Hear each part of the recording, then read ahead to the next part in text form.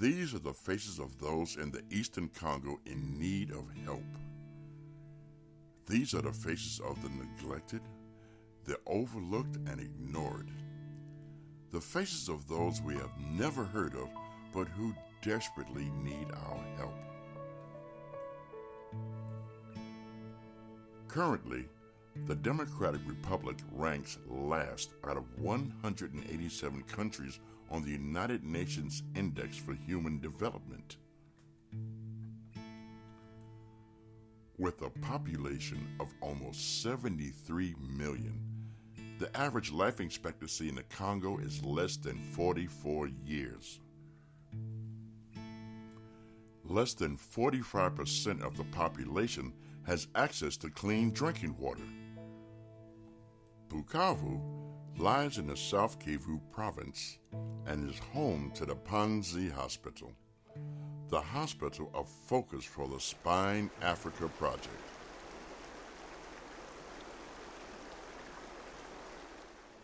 Since 2008, Dr. Richard Cole has been traveling multiple times per year to the Panzi Hospital to perform life-saving spine surgeries for those injured as a result of violence or the perilous working conditions within the Congo.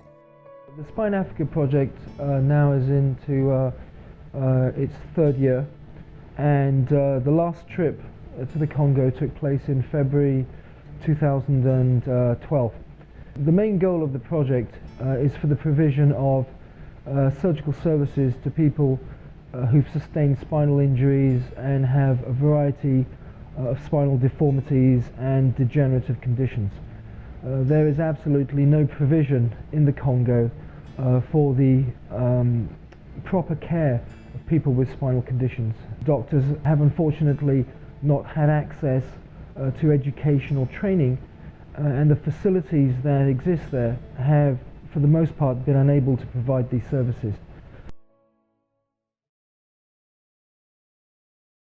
Here is an enormous territory, as big as the United States east of the Mississippi, that is richly endowed with minerals of all kinds.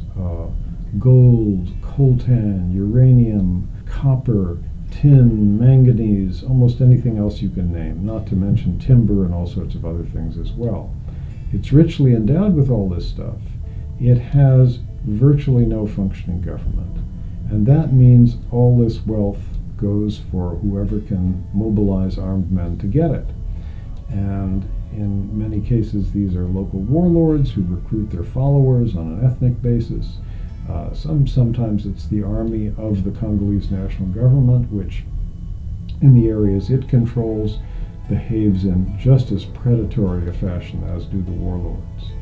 And this has led to an enormously complicated war where alliances keep shifting, the sides are unclear. There's a huge amount of natural resources that come from the Congo. One of the main minerals is coltan, which is in every electronic and digital device. Most of the world's coltan comes from the Congo, and the conditions in the mines, or in some of the mines, are fairly hazardous and somewhat unregulated.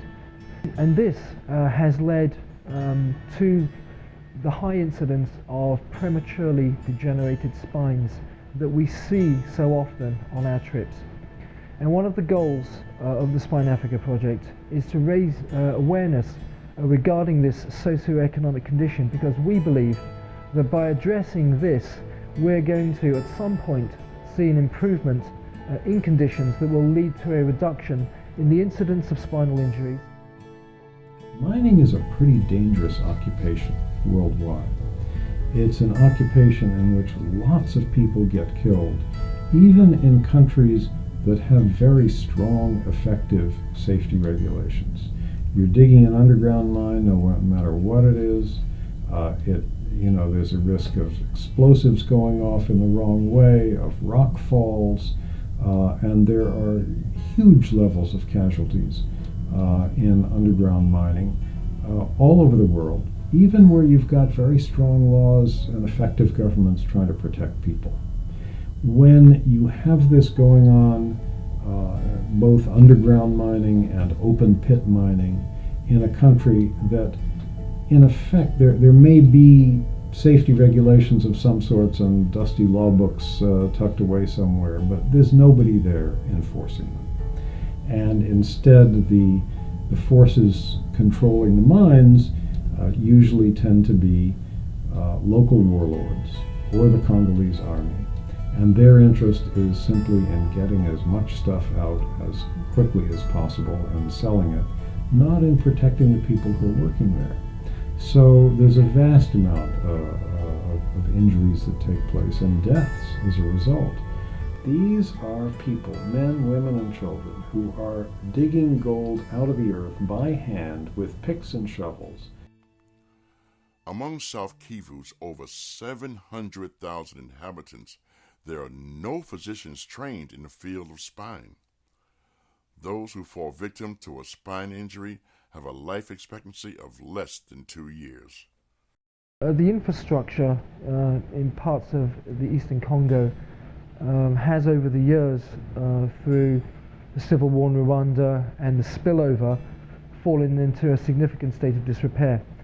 This means that driving a relatively short geographic distance can take a lot of time, a lot longer than it would in the States, and is also a fairly arduous process. Whilst we were out in the Congo in the most recent trip, we stayed in a guest house which is approximately 7 to 8 miles from the clinic, and it would take us on average about 45 minutes to an hour every morning to get to the clinic. And these are the types of road conditions that everybody out there has to deal with, and it's relevant particularly for people who've been involved in accidents where they've got spinal fractures and time is of the essence. So I've traveled myself to Kinshasa 4 times to see our programming and meet with our facilitators there. And in Kinshasa, much like the rest of the Congo, there's an infrastructure that was built for far fewer people than are currently in the area. So in Kinshasa, for instance, there hasn't been much improvement in terms of roads, hospitals, schools since independence in 1960, when the population was less than 1 million. The population of Kinshasa now is around 10 million people. Well, the first thing that we really have to understand is this is probably the largest territory on Earth that in effect has little or no functioning government.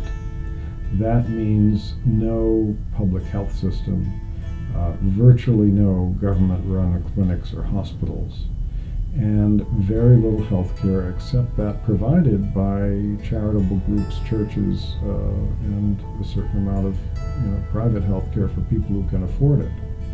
So here is a country that has been in a state of civil warfare really for more than a decade and a half now, really since about 1996. And the sides in this war are multiple, and they keep changing.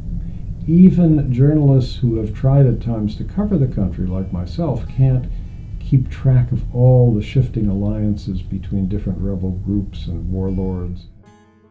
There's a lack of healthcare devices and obviously a lack of healthcare infrastructure for people to get the necessary care that they need.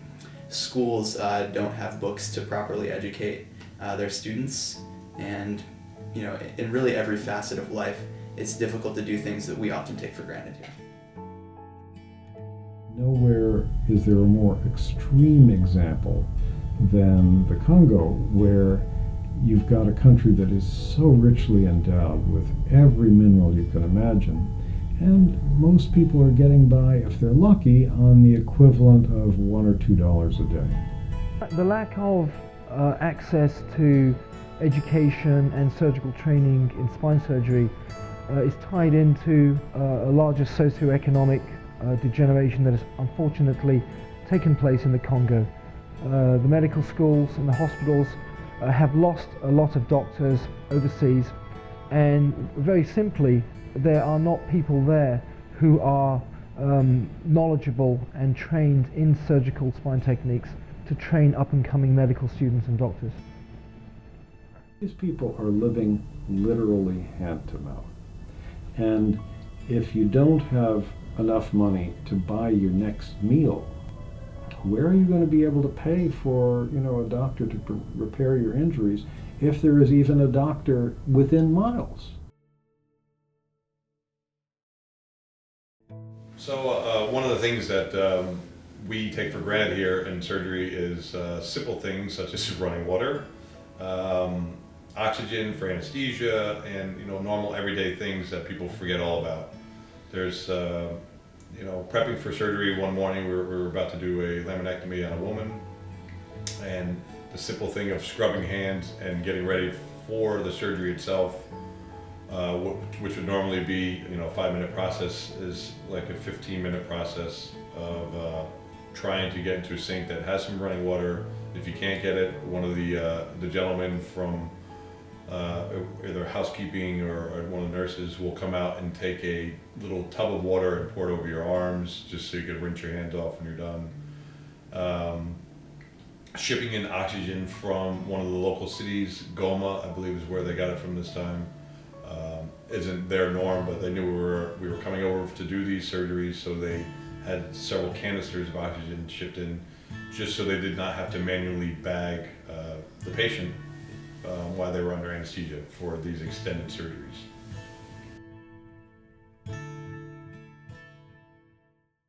The first day that we arrived in Bukavu, which was February the 4th, there were approximately 150 patients waiting outside of the clinic.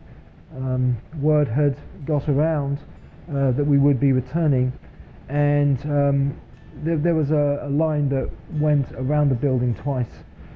We started seeing patients, and we were seeing as many patients as we could, and halfway through the morning one of the doctors asked if we could do a consult on a young 22-year-old male who they had in one of the hospital wards.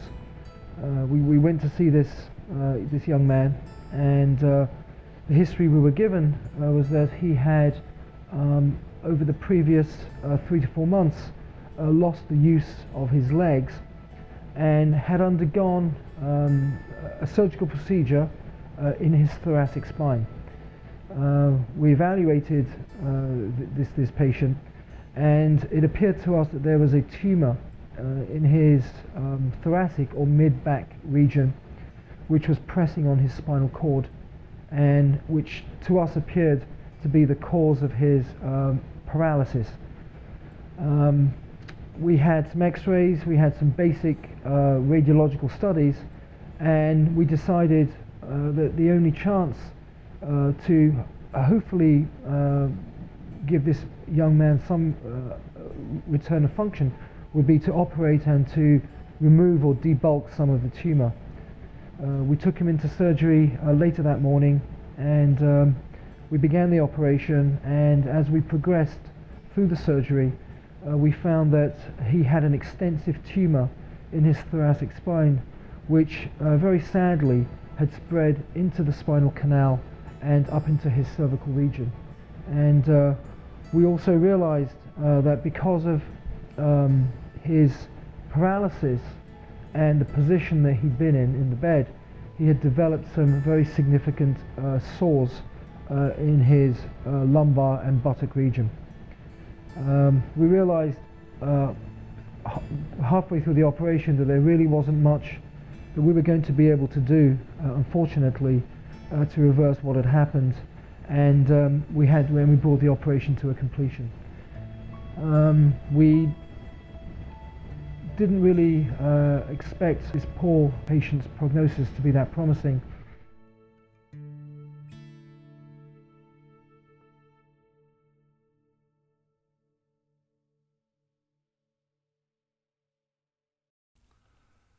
The shortage of doctors in the Congo is a stark reality that those in need must face every day.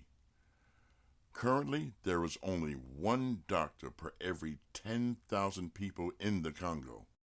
One of the biggest issues has been the education of the physicians in Pansy Hospital, bringing them up to speed on evaluating spinal trauma, the conditions, pathology in spine, and basically just the basic anatomy of spine, and how to maybe triage these patients before we get there and get a basic understanding as to the pathology that goes on when you sustain a spinal injury and how it can be treated. So that's been our goal on this last trip, and we focused on a few key individuals. One who is Dr. Antoine Fondacaro, who's an orthopedic surgeon on staff, and we thought that the best way to start to get them up to speed was to get them involved in some surgeries. We did a couple surgeries, one of which was a hemi-laminectomy of L4, 5, and L5S1 on a 61-year-old woman, I believe, who had some leg pain, and we were just trying to get rid of her leg pain. So we went in, and allowing Dr. Fondacaro to take part in the surgery, we took some instruments that we used, which are called rongeurs and Carrisons, and we removed segments of bone from half of the spine in two different areas. So we took away L5, which is right here, the L5 lamina, and the L4 lamina, which allows us to relieve the tension, which obviously you can't pull these nerve roots up in real life, but to relieve the pressure on these nerve roots that are running outside of the spine. So he was able to, under our direct visualization and assistance, to actually use the equipment, take safe and meaningful bites, and remove all of this bone, expose the nerve roots, and to allow this woman to gain relief from her leg symptoms. And that was probably the most rewarding experience that he could have had, because it was a hands-on treatment. He was able to be a part of the evaluation, the treatment, and then the post-op care.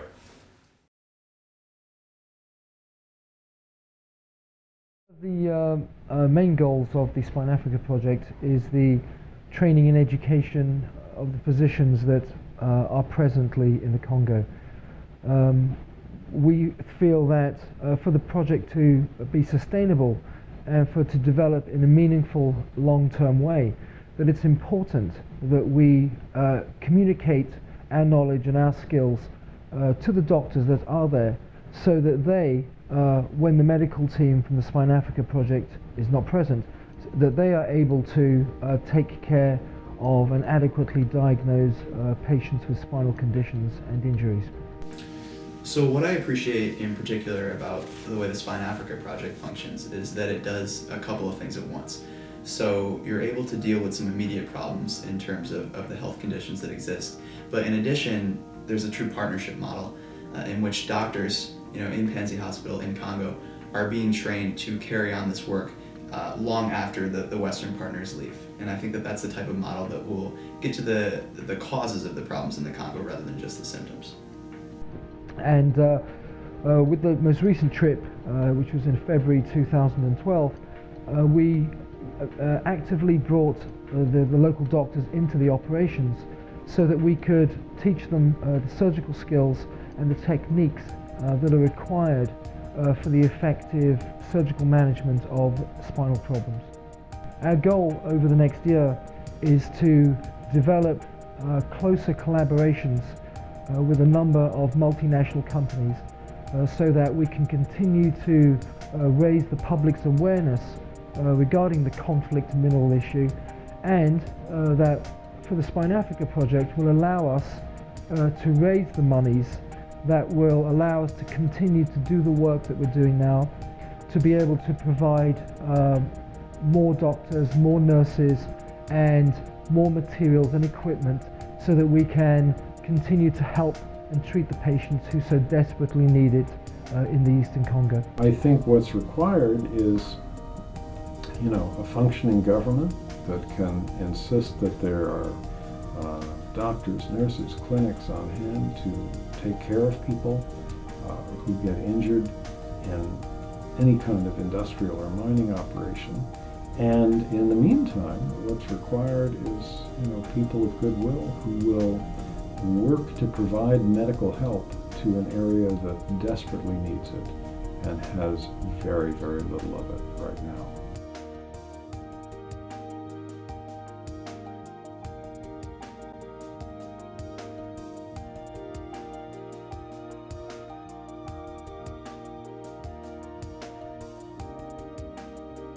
I think really Dr. Richard, somebody who's going to help us, is something which is going to, that things don't have value, you understand?